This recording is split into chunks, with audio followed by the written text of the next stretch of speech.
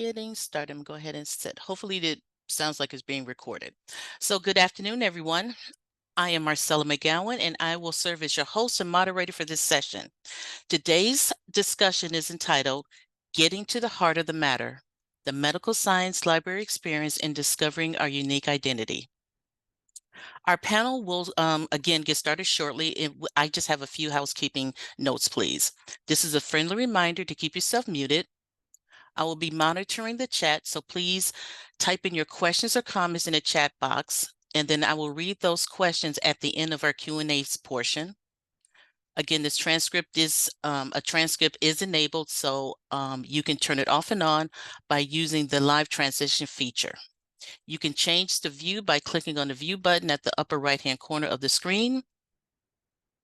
I will ask a series of questions throughout the presentation. So dear presenters, please try to keep your responses to about 5 minutes to allow plenty of time for the Q&A portion. And now I'm going to turn it over to our panel and they will introduce themselves. Good afternoon, everybody. Welcome to Getting at the Heart of the Matter. In this session, we are going to take a look at the unique experience of the Research and Education Department that is stationed here at the Medical Sciences Library at Texas A&M. Specifically, we're going to take a look at this past year of regrowth and rebuilding for us. It's been quite a journey, so we're really excited to have you all take a peek at what we've been getting into. With this, we're going to also explore how important this journey has been for us as we are continuing to thrive within the larger university system while also maintaining a unique identity so that we can specifically and uniquely serve our students here in the medical sciences. I'm one of the panelists here. My name is Bryn Murphy. I'm the Research and Education Librarian stationed here at Bryan College Station. And with me are other members of the Research and Education Department who are all going to introduce themselves as well.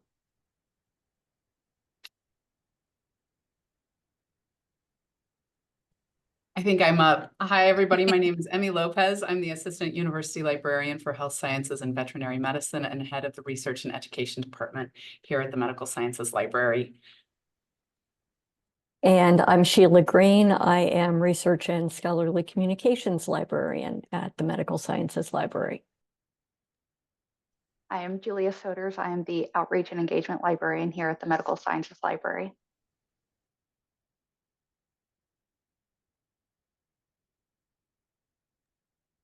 And I am Melanie Sorsby. I am the Research and Education Librarian for the Houston area, but am still part of the Medical Sciences Library.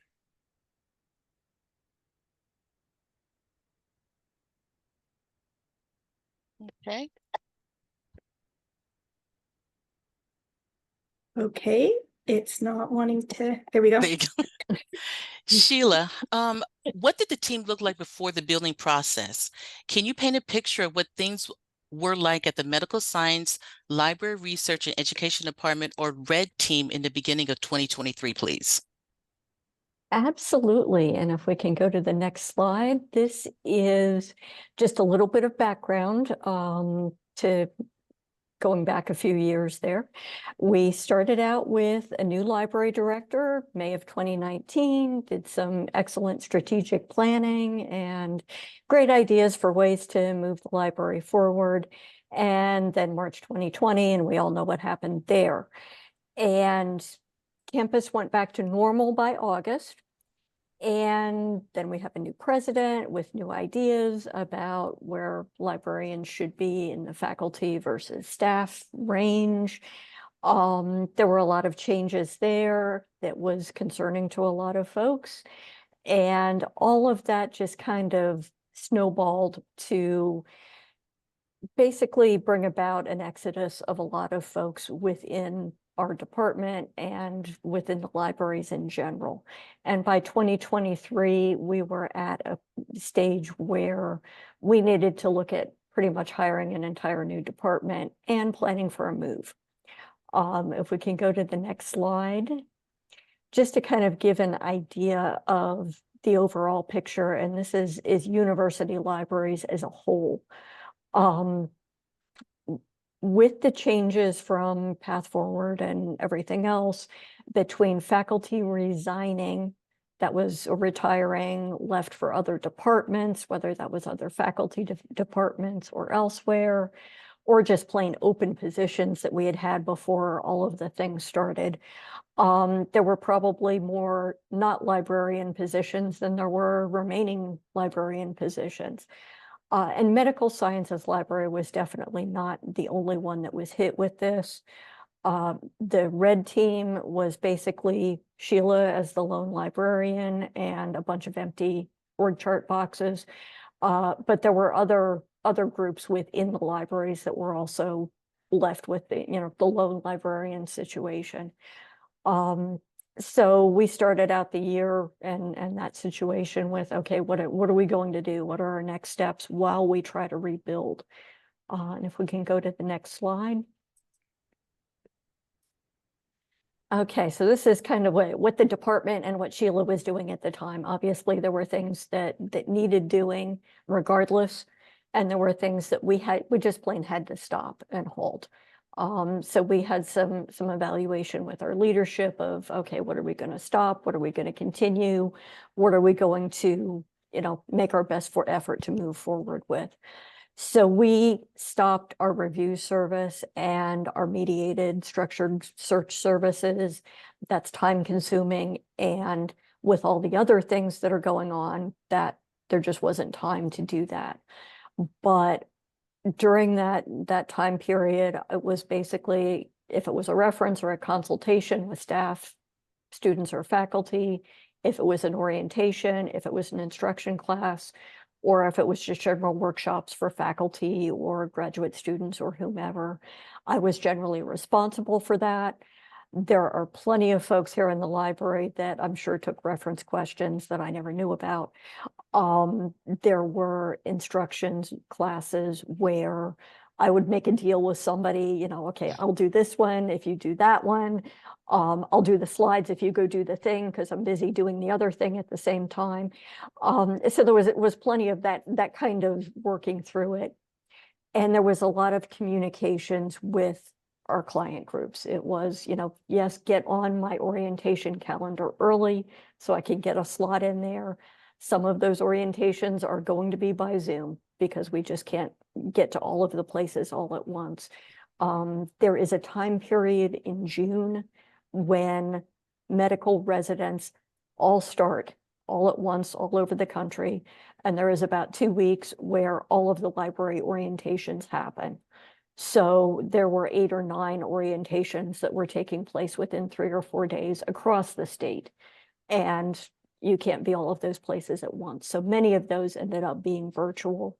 But we did make an effort to at least visit our campuses as much as we could. I would do a road trip to a Round Rock campus or the Houston campus or whatever, to at least let them know that, yes, this library space is empty at the moment, but we're working on that. And our clients were excellent about it. I got more than enough emails of, if you don't have time to do this, that's fine, don't worry about it. So they were very understanding during that time period. But we definitely had to move to the next steps of hiring a boss for me. And I think this is where I say next slide and move it to Emmy. So, Emmy, you came aboard in the spring of 2023. Can you and Sheila share some of your processes you went through to begin with building your goals, the vision, and the identity of the Red Team, please? Yes, absolutely. When I hired in, my primary directive from my boss was to hire. It was to take that empty org chart and fill it up with real people and get some support for Sheila, and also get serve our patrons that had been a little bit, despite all of Sheila's heroic efforts, had been a bit underserved. So how to get those services back in order. And what I really needed to do was understand, because I came from an outside institution, I needed to understand our institution, who we were, what we were doing, what we needed. And so Sheila and I went through this process, this brainstorming process, and talked through a bunch of different things, doing the 5 W's essentially. Who do we serve? So it's who, what, where, when, why, and how. Who do we serve? Where do we serve them? Who, what is it that we do? When do we do it? and how do we do it kind of thing.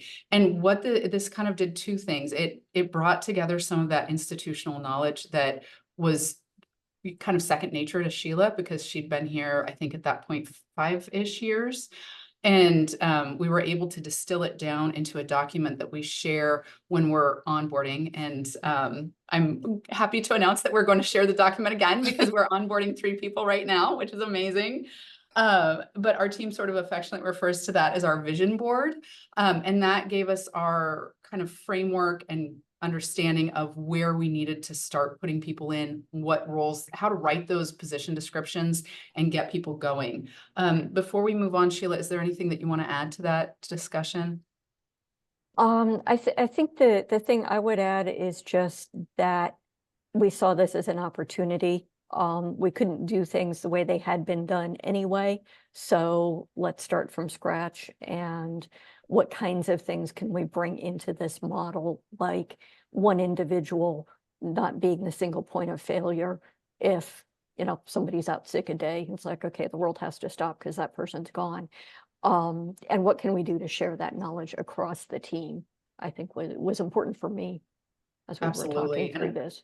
I think the opportunity is a great word, because moving from the faculty liaison model to a staff service model allowed us to think of ways to scale where we can support hybrid and virtual meetings and instruction in a larger way. And so that was, it's true. It was a big opportunity to rethink everything, which can be a lot to think about, but it's also very exciting. Next slide. So this is what when I onboarded, this is what our organizational chart looked like. So you can see that this is, I think, the only name on here so our department is the one that is colorful under the research and education box. Brian Research, that's Sheila. Everything else was an idea. And so we'll talk a little bit more about that later on. So just kind of keep that picture in your mind. Sheila, anything to add to this one? Okay. No. Okay. So our first hire was our outreach and engagement librarian, Julia Soders. And so let's see. Julia, do you want to, I think we go to the next slide here. Oh, sorry. We can go back. Julia, I think this is where you pick up. We'll talk about that. Yeah, I think there's another prompt right here for Julia. Can you tell us a bit about what it was like and how, on what part of building the team, how did that take shape?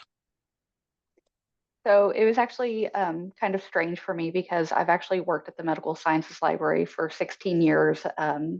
Most of it was in the Collection and Access Services Department, cataloging. And so coming to this end of the building and having a more outward facing role it was new. But what was really interesting for me was having seen everything we had gone through and then coming into this department and getting to be a part of it as we completely rebuild it, and we are completely changing the way we're doing things, and we get to build this new identity and connect with our users in new and different ways. And so it's been really exciting, and getting to work with Sheila and being able to shadow her and learn from her, it's been really good. And I'm excited to move forward and grow this department.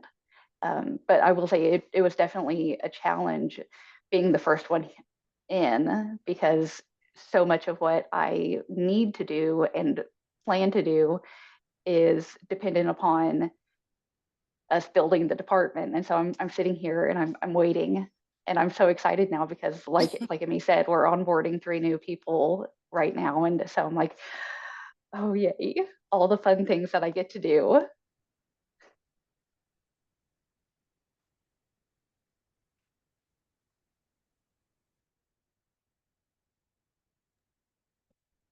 I couldn't back up the slides. If you want to go ahead, Marcel, with the next prompt. Excuse me, I'm sorry.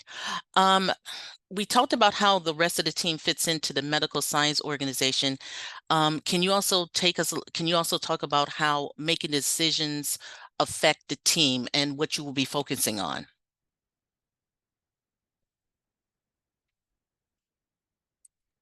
All right. So you know how I said to keep that organizational chart in your mind? This is our organizational chart now. And you can see that we've got our research and scholarly communication librarian, that's Sheila. We've got our research and education librarian in Houston, that's Melanie. We've got our research and education librarian in Round Rock. She's not on this call because she just onboarded last Monday. That's Amy. We have our research and education librarian in Bryan College Station, that's Bryn. And then we have our curriculum and instruction librarian. I'm skipping over the middle evidence review because I'm going to come back to that. So curriculum and instruction, she onboarded today. Our research and education, or I'm sorry, Monday.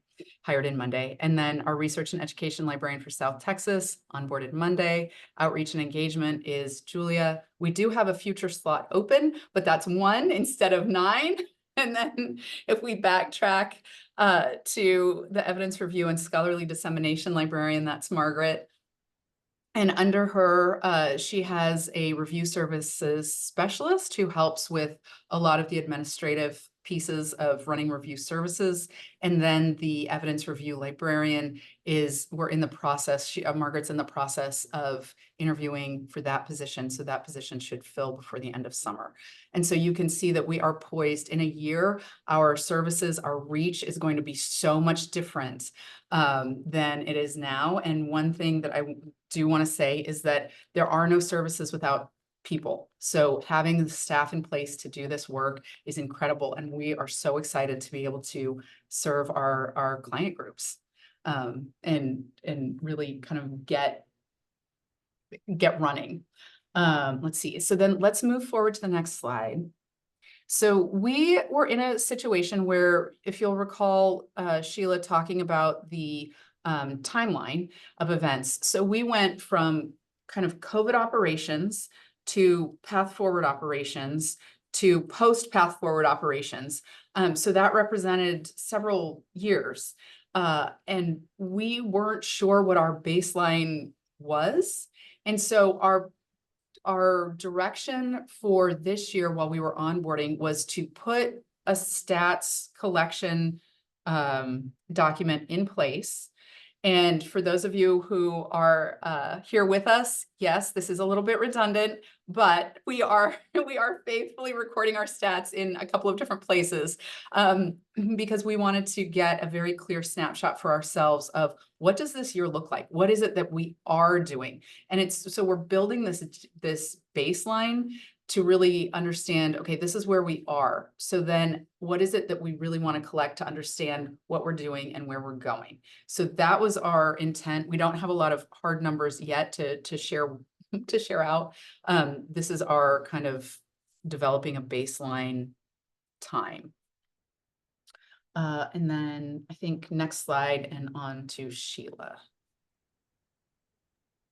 Okay, so the exciting part is this has spread out very nicely now. I still do reference in consultations, but so does everybody else. And the review service is back with Margaret Foster and her growing team. The teaching opportunities have been spread out amongst the team as well, as in addition to workshops being spread out. I'm focusing on where my title actually belongs, research and scholarly communications. Still doing plenty of stuff with nursing and medicine as we onboard these people. We're not going to push them into that water immediately. But it's been nice to have things spread out again, give me a little bit of breathing room. And I have hopefully not annoyed my coworkers with my emails and such, but there is an ongoing joke about tips by Sheila. As I respond to something that it's like, oh, I'm the only one that knows this, I need to make sure everybody else knows that. I'll shoot out a quick email of, hey, here's this information on this situation that comes up. And, just trying to spread that knowledge as best I can. And I'm excited to have people to work with.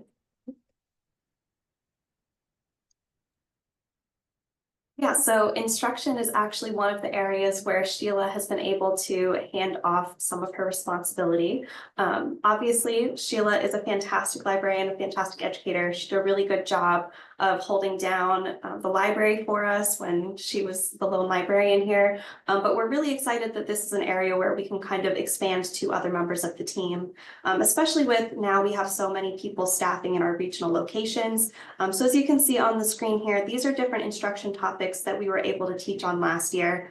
Several of these were topics that we were specifically invited into the classroom by faculty members or staff members to teach their students there. A couple of them are also workshop opportunities. So we did have 2 workshops that were here in person in the MSL. I believe that they were some of the first in-person workshops for a couple of years. So we were really excited to invite our students back into our space here to get them, excited again about being able to interact with their librarians and learn these really fantastic skills that they had.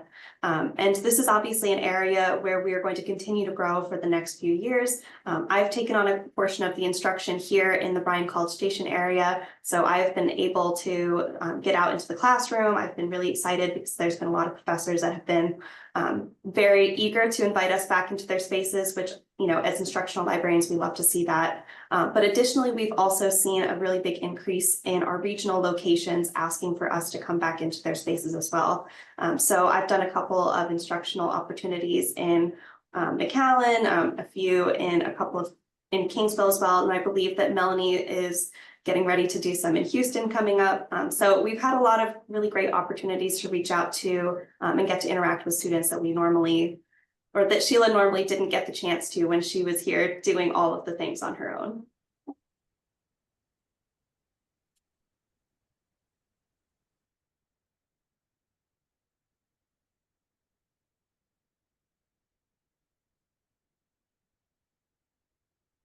Julia, do you want to talk a little bit about our open house? Yeah, so this was one of our first, I guess maybe our only big event so far.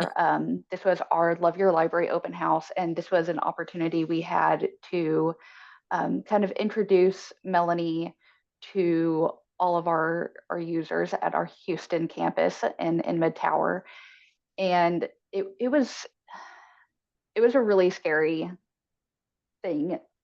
I had the disadvantage of having never seen the space before. I've been based here in College Station, and I hadn't at the time had the opportunity to visit our library there.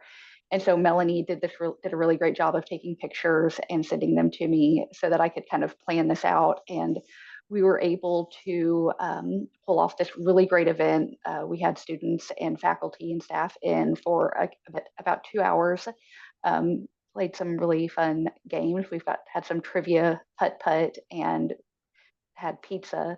I want to say that we hit about 75% of our anticipated attendance. So we were really, really excited with how this event turned out.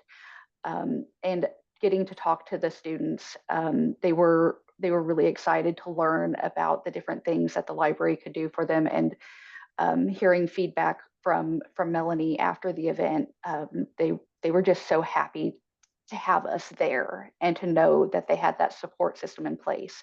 And I think that was something that was really important about this event, was that the librarians that are based here in College Station, we made sure that we went to Houston and to let our Houston students know, okay, every day when you come to this library, you see Melanie and you see Greg, our professional staff person that is also in Houston. But we want you to know that there's this team to back them up. So even when they're not here, or if they're busy and they can't help you, they have an amazing team behind them to support them and to support you. So it was a really great event.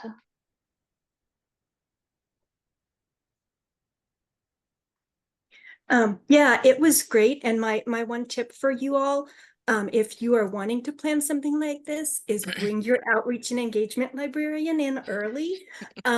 This event would have not been nearly the success it was without Julia. Greg, who is my library associate in Houston, it's just the 2 of us. And we thought, oh, this will be great. But we had no idea how to plan something like this. Neither one of us are party planners. And it was great having our other librarians and staff come down, like Julia said, so that our students, our faculty could come in and see that it's not just me and Greg. And if I'm not there for the day, there are other people that can help you.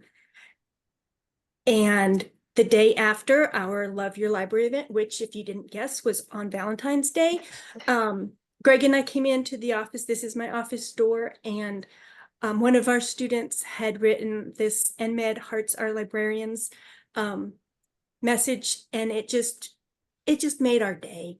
And obviously it's made our last few months, because I can't bring myself to erase it off the door. It makes me remember every day that I come in why we do this. And I did a orientation for our coming in first year medical students last week, and our director of admissions said, hey, when are you going to do another Love Your Library event? We need to do that. We need to do that again. And so it's really nice to see not just our students, but our faculty and our staff that are participating in these things, and we are learning from them on a daily basis of what we can do. So are there other locations other than College Station, as well as how do these locations fit in with the rest of the team?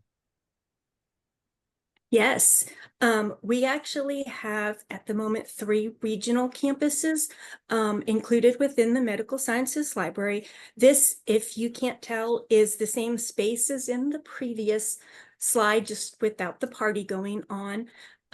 We are located in EdMed Tower, which is the home of the School of Engineering Medicine. They first started in 2019 and then went right into COVID, and they did not have this library staffed until a year ago. June of last year, Greg came on as our library associate. He loves everybody and everybody loves him. I tell him he's not allowed to retire ever. So we have this space. We as a Houston area librarian, I work with them and folks at Houston Methodist. We have clerkship students, which are 3rd and 4th year medical students, residents, and clinical faculty in the area. And they all love having somebody to pay attention to them again. It's been rough for them to, try and build their library services as well. And we have our Round Rock campus, which also does nursing, medicine, clerkship, and residence, all of those things. And we just hired in our new research and education librarian for Round Rock on last Monday. And then we also have our Kingsville campus, which is basically the School of Pharmacy. And our new librarian for there started yesterday. And Julia, did you want to talk about some of our plans? So going forward, what we'd like to do is we'd like to recreate the wonderful success of our Love Your Library open house event, and we'd like to host open house events at our Kingsville and our Round Rock locations. Now, I'm really excited about Round Rock because I have the benefit of having been there and I have seen the space. So I'm like, yes, the planning is going to be a little bit easier. So I'm really looking forward to giving our new librarians opportunity to kind of get their feet under them, get to know their space, get to know their people, so that we can start planning open houses for these spaces, because we want to continue to spread that message of we are here for you and welcome. Tell us what we can do for you and let us tell you all of the amazing things that we can do for you. So I'm really excited. I'm a little bit, a little nervous about Kingsville. The space is really small, and I technically what we see on the screen, that's as much as I've seen of it is pictures. So that will be a challenge, but I think I'm up for it, and I think this team is up for it too. So I think you're right. And as a regional librarian, it's great to know that we have this whole team. You know, I'm not here in Houston by myself. My colleagues are always there to back me up, to answer questions. I have tag teamed with Bryn on a workshop, a citation management workshop, where I basically was her host and I answered some of the questions and stuff. And it's nice to know that we're not out here by ourselves. We have the whole team to fall back on and support us, and we support each other. And it is really a great feeling. So what are your plans for going forward? For example, maybe building your curriculum, are there plans for building the curriculum? How are you going to integrate it in with the medical and health science curriculum? And then you talked a little bit about some of the workshops, but do you have anything concrete in the works? Yes, so we are very excited for where we are going with this team. Obviously, as we've mentioned several times, we have 3 additional team members that are coming on. They are very eager to get into their spaces. They are excited to go into these classes, to get to speak to students there. So we've already been thinking about the kind of presence that we have going into this new upcoming fiscal year. As you can see on the screen here, these are just a couple of topics that we've already tossed around. We are planning to add on to these as our new librarians get comfortable in their role, as they start to plan their own workshops, and as, of course, as they get invited into these spaces in these regional locations as well. So we're mostly excited about all of the opportunities that we have to connect with our students in person. Specifically, we're really excited about those in-person opportunities, especially at our regional locations. Historically, they have not had an on-site librarian that they've been able to have come into their space, especially with guest lecturing or just popping by for a workshop. And now that we have these librarians at Round Rock, that we're going to have librarians available in South Texas, we're going to be able to have the opportunity to provide those same services that we do here in Bryan and College Station. So we're really excited for those librarians and what they are going to plan. We're really anticipating hopefully a big resurgence of professors and faculty members that would like us to come in.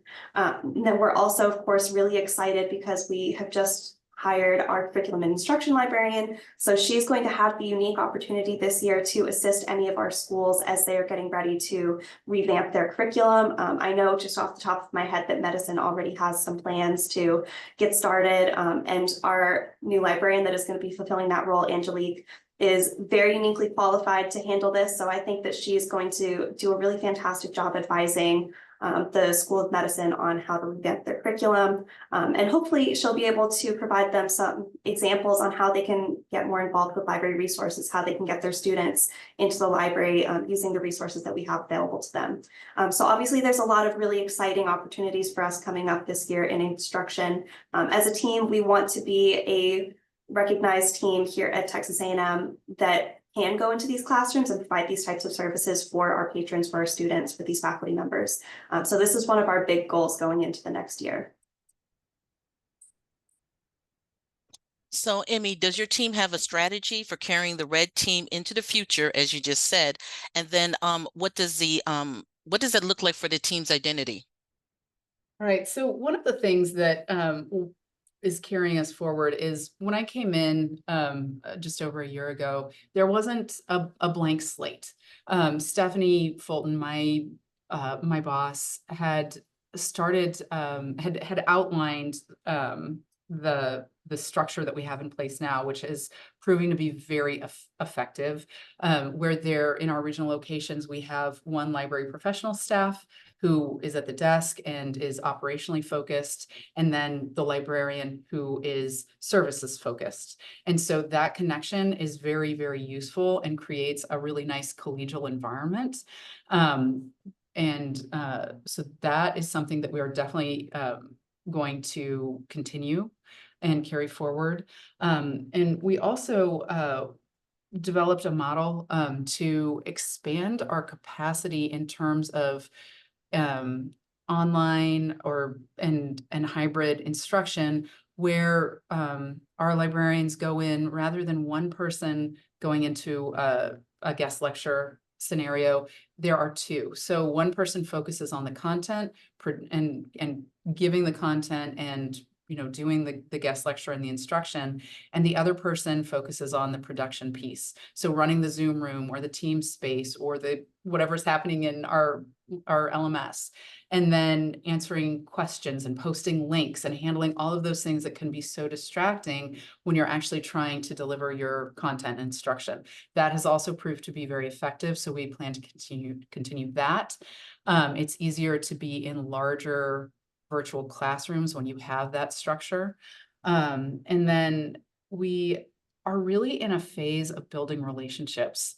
So we are in good shape because Sheila has really managed to maintain and preserve and even grow relationships during her time as our solo, person really doing a lot of this stuff. And so we're capitalizing on those established relationships, developing new relationships, and starting to understand where we can find our initial connection points, our faculty champions, our students that are going to be repeat students, and really build those relationships and find those opportunities to kind of expand our reach into the curriculum and grow our presence year over year.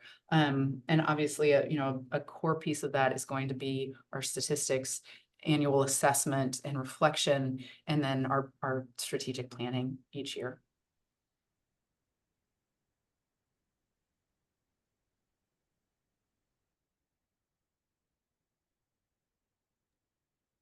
So we wanted to share with you all our team, and because we do function as a team with everyone involved, we have also included Margaret Foster and Kyle Holland, who are part of our team, but they focus more on the reviews and our review service that we're starting. So this is our team. Well, this is our team a week and a half ago. But we have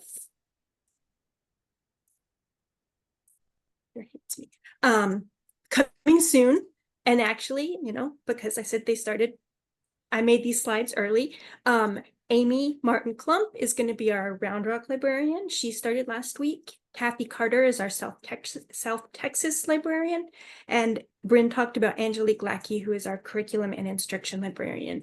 And we also are excited to announce that we have a summer library student intern, Karen Williams, who is here just for the summer. And we're hoping that this position, we will be able to continue bringing in new interns because it's a fantastic way for students to learn. And then, as Emmy said, our evidence review librarian is in the process. So we are super excited to be bringing in new people to work with our team. I think that's it. How do we do on time? Yeah, we did pretty good. So this concludes our panel discussion. At this time, if you have any questions or comments, please put them in the chat, and I will go ahead and disable the recording feature. So please take a few minutes if you like. Again, either type your question in the chat, or if you want to unmute yourself, you're free to do that as well.